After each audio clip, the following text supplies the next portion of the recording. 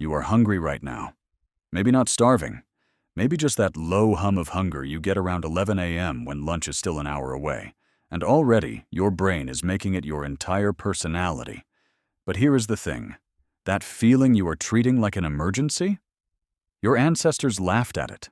Not because they were tougher, not because they were wired differently, but because they had no choice. And in having no choice, they became something modern science is only beginning to understand. The human body, your body, was built for famine. Not as a flaw, as a feature. For 99% of human history, there was no refrigerator, no grocery store, no meal delivery app. There was no guaranteed next meal at all. And yet here you are, descended from every single one of those people, which means every person in your family line, going back hundreds of thousands of years, survived long enough to reproduce despite days, weeks, sometimes months of severe caloric restriction. That is not luck. That is engineering. Researcher David Sinclair at Harvard Medical School has spent decades studying what happens to the human body when food disappears. What he found challenges almost everything modern culture tells you about eating. The body does not simply break down. It does not spiral into crisis after a few hours without a snack. Instead, it activates systems so ancient and so sophisticated that scientists are still mapping them today. The first thing that happens when food stops is almost immediate. Your insulin drops within hours, and when insulin drops, your body flips a switch. It stops looking for glucose from food and starts manufacturing it from stored fat. This process, called gluconeogenesis, was not a backup plan. It was the primary plan for most of human history. Ancient humans did not eat 3 meals a day. The concept itself would have made no sense to them. Anthropologist Richard Wrangham at Harvard has studied the eating patterns of modern hunter-gatherer societies as a window into prehistoric behavior. What he found is that food was never guaranteed. A hunt could fail. A foraging trip could return empty. Seasons changed. Rivers flooded. Animals migrated. And the humans adapted not by suffering, but by switching modes entirely. Think of it like this. Your body has 2 operating systems. One runs on food, one runs on stored energy. Modern humans almost never boot the second one. Ancient humans ran on it constantly. By day 2 without food, something remarkable happens in the brain. Ketone production ramps up. Ketones are molecules your liver makes from fat, and your brain runs on them beautifully. Better, some researchers argue, than it runs on glucose. Neuroscientist Mark Mattson at the National Institutes of Health studied the cognitive effects of fasting and found increased production of brain-derived neurotrophic factor, a protein that supports the growth of new neurons and protects existing ones. Your brain on fasting is not a dimming light.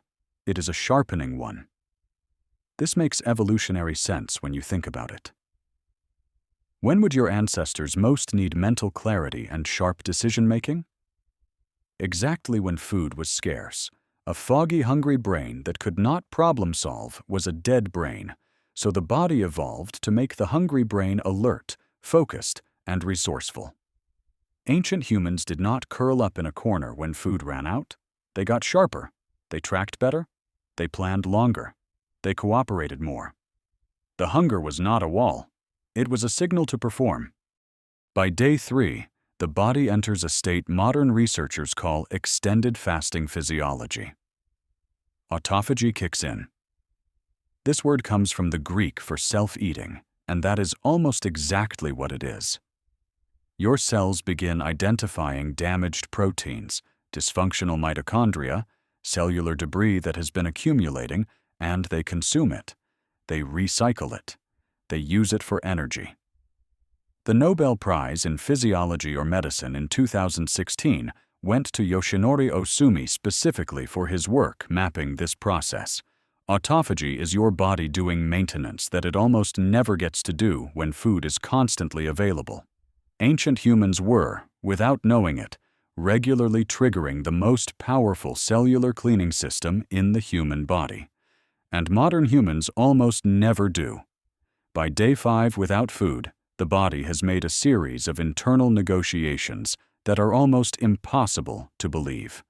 Muscle breakdown, which most people assume happens immediately during fasting, is actually aggressively suppressed by a hormone called growth hormone.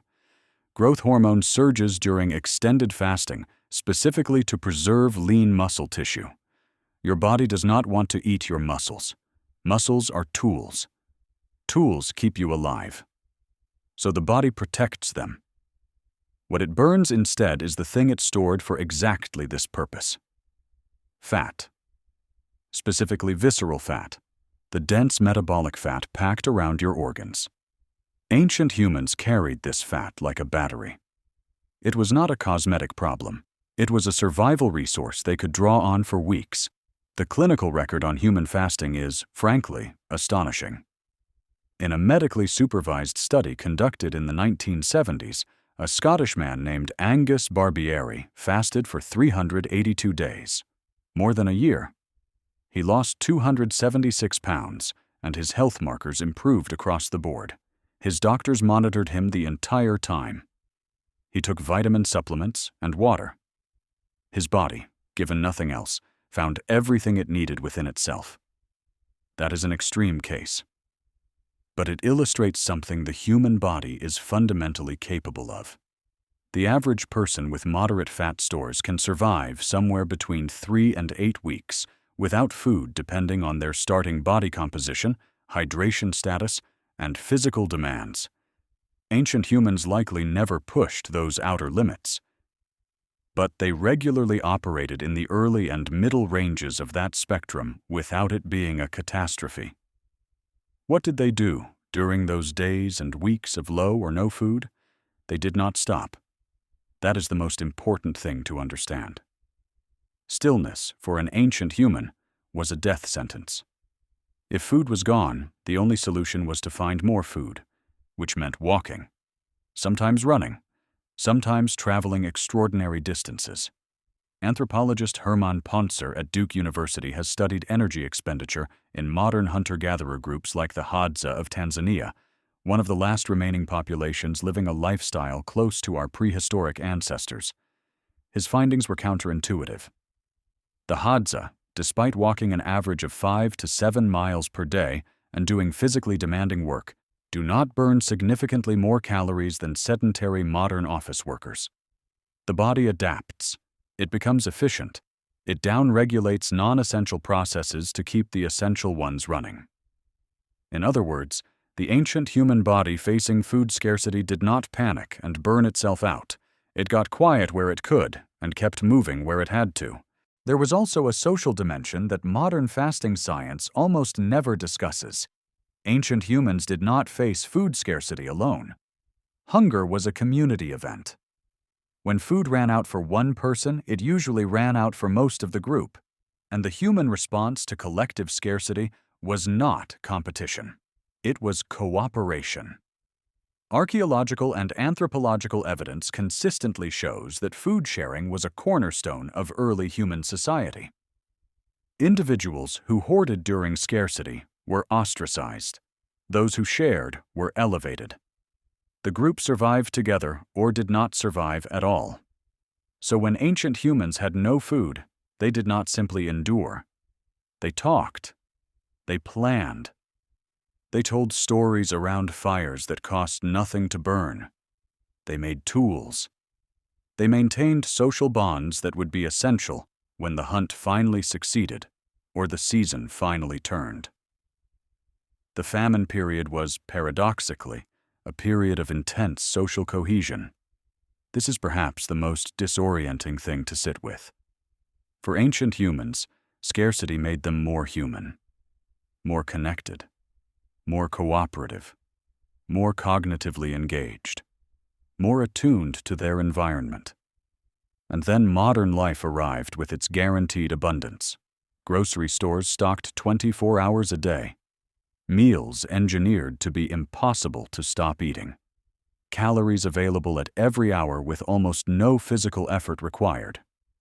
And suddenly, the ancient systems, the ones built for scarcity, found themselves running in a world of permanent surplus.